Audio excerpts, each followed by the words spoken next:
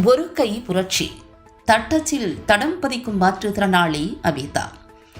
சிறு வயதில் ஏற்பட்ட விபத்தின் காரணமாக தன்னுடைய ஒரு கை ஊனமுற்ற நிலையில் மற்றொரு கையால் மட்டுமே தட்டச்சு பள்ளியில் பயின்று தேர்வுக்கு தயாராகி வருகிறார் அபிதா என்ற மாற்றுத்திறனாளி பெண்.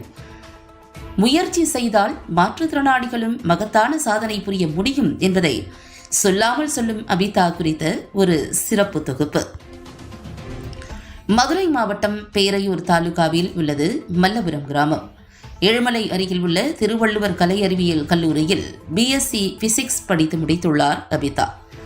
2 வருடங்களுக்கு முன்பு திருமணம் நடைபெற்று 1.5 வயதில் ஆண் குழந்தை உள்ளது. டிஎன்பிஎஸ்சி குரூப் 4 தேர்வுக்காக தன்னை தயார்படுத்தி வரும் அபிதா 2 வயதாக இருக்கும்போது கட்டிலில் இருந்து கீழே விழுந்ததால் இடது கை பாதிக்கப்பட்டு செயல் இழந்த நிலையில் இதற்காக பல்வேறு மருத்துவ சிகிச்சை மேற்கொண்டும் தனது கை சரியாகவில்லை என்கிறார். இந்நிலையில் டிஎன்பிஎஸ்சி குரூப் 4 தேர்வுக்கு தட்டச்சு முதன்மை தகுதியாக உள்ள நிலையில் தன்னால் கற்க இயலுமா என்ற ஐயம் வெகு நாட்களாக அபிதாவுக்கு இருந்து வந்தது. இந்த நிலையில் எழுமலை காவல் நிலையம் அருகே கடந்த 38 ஆண்டுகளாக இயங்கி வரும் ரவி தட்டச்சு பயிற்சி பள்ளியை நாடிய அபிதாவுக்கு அதன் உரிமையாளர் ரவி ஊக்கமளித்து தன்னம்பிக்கையும் மன உறுதியும் இருந்தால் போதும் சாதிக்க முடியும் என ரவி தந்த உத்வேகத்தோடு கடந்த 6 மாதங்களாக ஒரு கையால் மட்டும் தட்டச்சு பயிற்சி மேற்கொண்டு மற்றவர்களோடு போட்டி போடுகிறார் அபிதா. வழக்கமாக தட்டச்சு லோயர் கிரேடில் 10 நிமிடத்தில் அடிக்க வேண்டிய வேகத்தை 8 to 9 நிமிடங்களுக்குள் மிக குறைந்த பிழைகளோடு நான் முடித்து விடுவேன். ஒவ்வொரு நாளும் பயிற்சி பள்ளியில் நடைபெறும் வேக தேர்வில் 100க்கு 80 மதிப்பெண்கள் பெற்று வருகிறேன் என்கிறார் அபிதா. இந்த முறை டிஎன்பிஎஸ்சி குரூப் 4 தேர்வில் வெற்றி பெற வேண்டும் என்ற வைராகியத்தோடு தனது அம்மாவின் வீட்டிலிருந்து எழுமலை தட்டச்சு பள்ளிக்கு வருகை தந்து கற்று வருகிறார். இதுகுறித்து பள்ளியின் உரிமையாளர் ரவி கூறுகையில், பல மாற்றுத்திறனாளிகளுக்கு அபிதா முன் உதாரணமாக திகழ்கிறார். அவரது ஆர்வம் மற்றும் குடும்ப சூழலை கருத்தில் கொண்டு அபிதா இலவசமாக இங்கு கற்றுக்கொள்ள அனுமதி அளித்துள்ளேன். தமிழ் ஆங்கிலத்தில் ஹையர் கிரேட் முடிக்கும் வரை அவருக்கு இங்கு பயிற்சிகள் இலவசமாக வழங்கப்படும்.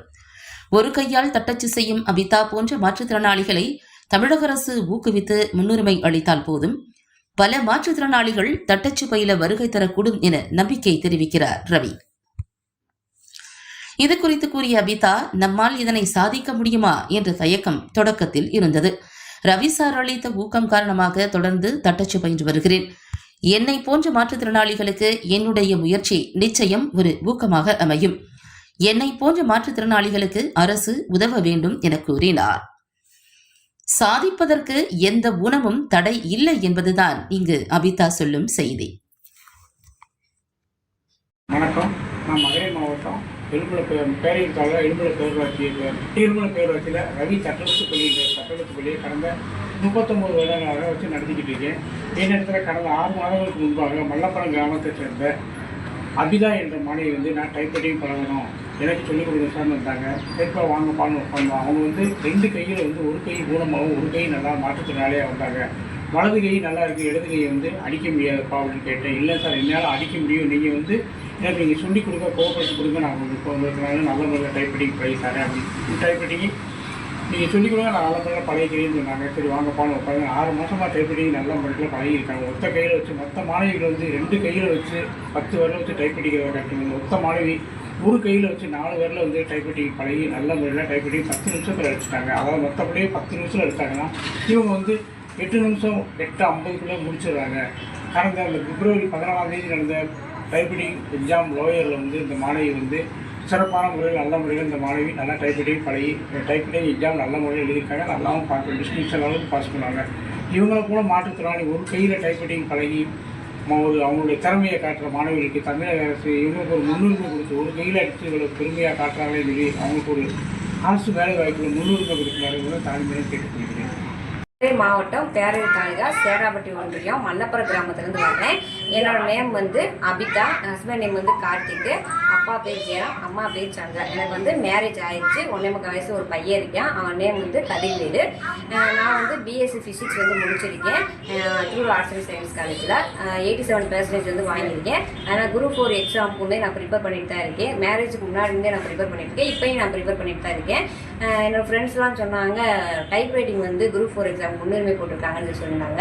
அப்போ அவங்க சொன்னாங்க 2 கையில் இருக்கிறவங்க மட்டும் தான் பிடிக்க முடியும், உனக்கு வந்து ஒரு கை தான் உனக்கு இருக்குது, நீ எப்படி பண்ணுவ அப்படின்னு சொல்லி கேட்டாங்க. என்னால் முடியும் அப்படின்னு சொல்லிட்டு நான் வந்து ரவி தட்டெழுத்து பள்ளி எலுமலையில் வந்து இருக்கேன். அங்கே வந்து நான் வந்து கேட்டேன் சார்கிட்ட. சார் வந்து உன்னால் முடியும்ப்பா அப்படின்னு சொல்லி சொன்னார். அப்போ தான் சார் கேட்டார் கை என்ன ஆச்சு அப்படின்னு கேட்டார். அப்போ நான் சொன்னேன் எனக்கு 2 வயசாக இருக்கும்போது நான் கட்டிலேருந்து ஸ்டீல் கட்டிலேருந்து கீழே விழுந்துட்டேன். அப்போ வந்து மாவு கட்டு அந்த மாதிரி தான் பண்ணுவாங்க. அப்படி பண்ணி தான் என் கை இப்படி ஆயிடுச்சு. அதுக்கப்புறம் கவர்மெண்ட் கேம்ப் மூலமாக வந்து ஆப்ரேஷன் பண்ணாங்க. அதில் வந்து எனக்கு வந்து இந்த 2 விரலும் வந்து நீட்ட ஆரம்பிச்சிச்சு. அதுக்கப்புறம் ஒரு ஆப்ரேஷன் பண்ணுன்னு சொன்னாங்க. ஆனால் அப்போ வந்து எங்களுக்கு வந்து வசதி இல்லை, அதனால நாங்கள் வந்து பண்ண கிடையாது.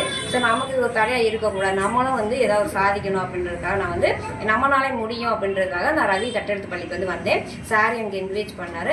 அதே மாதிரி என் குடும்ப சூழ்நிலையும் நான் புரிஞ்சுக்கிட்டு எனக்கு வந்து ஃப்ரீயாகவே சொல்லி கொடுத்துருக்காரு. இப்போ வந்து February 14 வந்து எக்ஸாம் கண்டக்ட் பண்ணாங்க. அதில் நான் டைப் பண்ணியிருக்கேன், நல்லா தான் பண்ணியிருக்கேன். அதுலேயும் டிஸ்டிங்ஷன் வாங்கிடுவேன் அப்படின்ற நம்பிக்கை வந்து எனக்கு இருக்குது.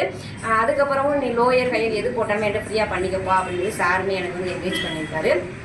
இது வந்து பார்த்துட்டு எனக்கு இந்த முதலமைச்சர் அவர் வந்து எனக்கு ஒரு வேலை வாய்ப்பு தர மாதிரி நான் கேட்டுக்கிறேன். அதே மாதிரி என்ன மாதிரி வந்து மாற்றுத்திறனாளிகள்லாம் வந்து நம்மளால் முடியாதுன்றது எதுவுமே கிடையாது அப்படின்றத வந்து என்னை வந்து முன்னுதாரணமாக வச்சுக்கிட்டு அவங்களும் வெளியில் வரணும்னு நான் நினைக்கிறேன் சார்.